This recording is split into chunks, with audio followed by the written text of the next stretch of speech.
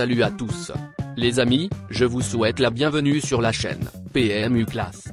Je vous espère très bien portant. Ici ça va. Comme d'habitude on va songer à ceux qui luttent pour la santé, prompt rétablissement à vous. Les amis, on va faire le pronostic quintet de ce lundi. Direction Cagnes-sur-Mer, ce lundi 16 décembre 2024 pour le tiercé écarté quintet plus. Dans cette épreuve, le prix Philippe, Lorrain devront s'affronter partant. La course sera disputée sur 3500 mètres. Chers amis parieurs, les chevaux favoris et plus ou moins incontournables du quintet du jour. Nous avions eu aussi les avis des entraîneurs, des jockeys, et des spécialistes du PMU pour vous. Donc les amis, prenez note, et faire votre choix à la fin de vidéo. Les détails de leur performance à suivre. En tête de notre sélection quintet, le numéro 11 aura notre préférence. Pour ses débuts sur le steeple chase, cette jument de Michael Sroor s'est plaisamment imposée ici même devant Carthage.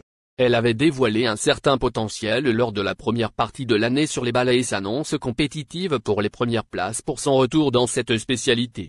Plus d'informations sur son état actuel, à l'entraînement avec Michael Sroor, entraîneur. Il s'explique. Cristal du Seuil, 11, a eu quelques problèmes de dos et il faut dire aussi qu'elle en avait un peu marre d'Auteuil, ce qui explique ses récentes contre-performances à ce niveau. Elle est arrivée avec un peu de fraîcheur et un bon mental pour ce meeting. C'est également une jument qui affectionne les pistes rapides. Elle est en grande forme depuis sa victoire et tous les feux sont ouverts pour qu'elle réalise une belle performance dans ce quintet plus. On enchaîne avec notre deuxième base solide du quintet de ce lundi. Numéro 6.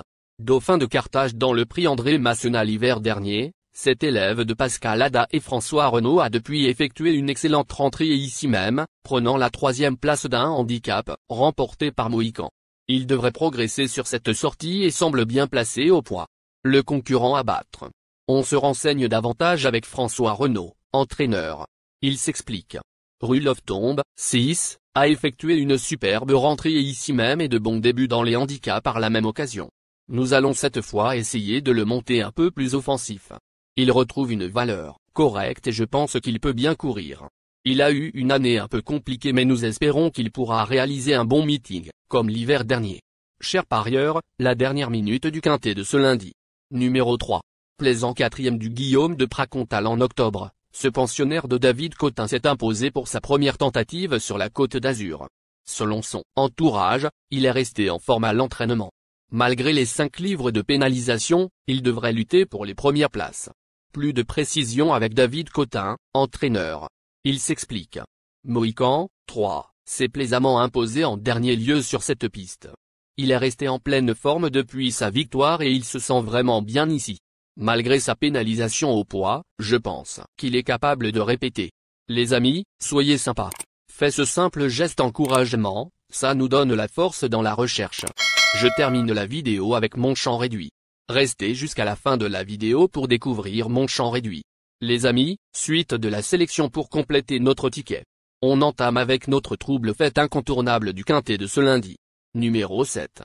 Lors de son avant-dernière sortie, à Auteuil, ce pensionnaire de Mathieu Pitard a pris une bonne 3e place dans un handicap. Il s'est depuis imposé avec brio lors de ses débuts sur cette piste. Estimé par son entourage, il est en pleine progression et ne devrait pas être loin de la vérité. Plus d'informations sur sa forme actuelle à l'entraînement avec Mathieu Pitard, entraîneur. Il s'explique. Kango, 7, est un cheval que nous avons respecté et qui a progressé au fur et à mesure de ses courses. J'étais un peu déçu de sa 3e place à Auteuil dans une 2e épreuve car je pensais vraiment pouvoir gagner ce jour-là mais le terrain était très lourd. En dernier lieu, il a gagné facilement sur ce parcours et il est resté en bonne condition depuis. De plus, je trouve qu'il est bien placé au poids dans cette épreuve. J'estime qu'il est compétitif. Nos 2 tocards incontournables du quintet de ce lundi. Premier tocard en forme. Numéro 9. Ce protégé d'Alain Vendée fait preuve d'une belle régularité depuis ses débuts en compétition dans des lots toutefois moins relevés. Pour son premier handicap, il est pris à la valeur intéressante de 58. Bien qu'il n'ait pas une grande marge de manœuvre, il est en mesure de se placer. Notre premier tocard. On écoute Matteo Viel, entraîneur. Il s'explique. Le Lion d'Anjou, 9, est régulier depuis ses débuts et répond à chaque fois présent. C'est une famille que nous connaissons bien car c'est le frère de Saint-Anjou et Vision d'Anjou, des chevaux que mon père a entraînés par le passé. Il a effectué une semi-rentrée dernièrement sur ce parcours en étant peu allant. Il sera un peu plus défraîchi cette fois et cela sera nettement mieux.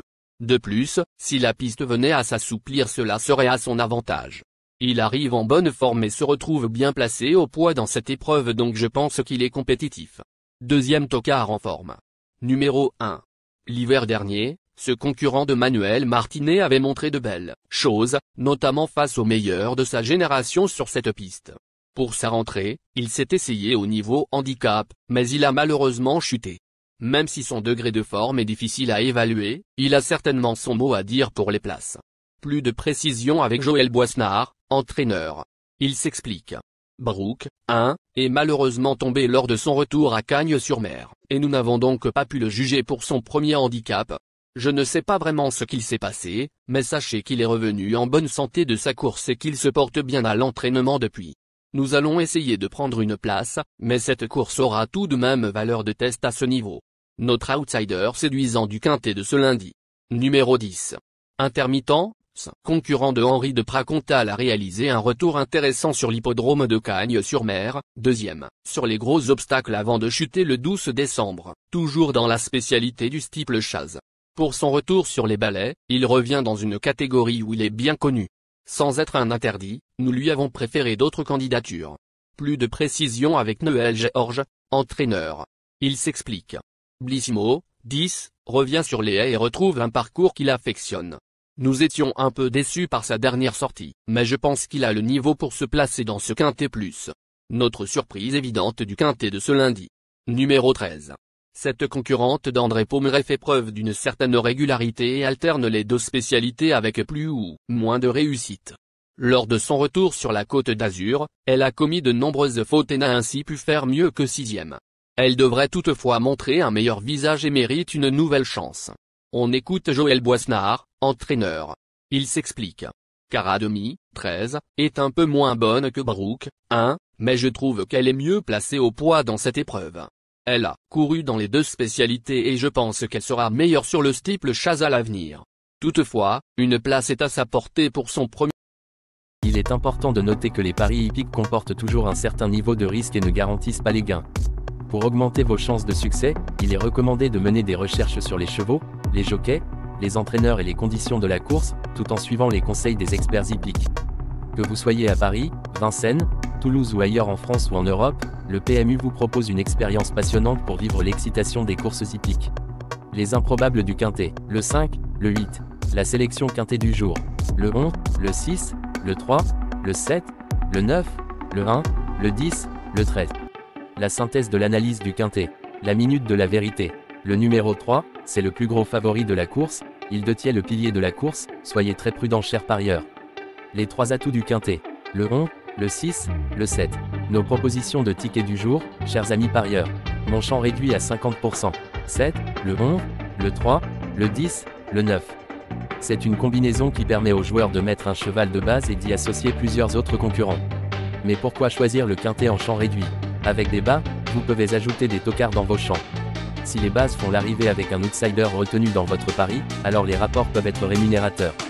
Cette formule en champ réduit est toutefois moins sécuritaire que la formule combinée.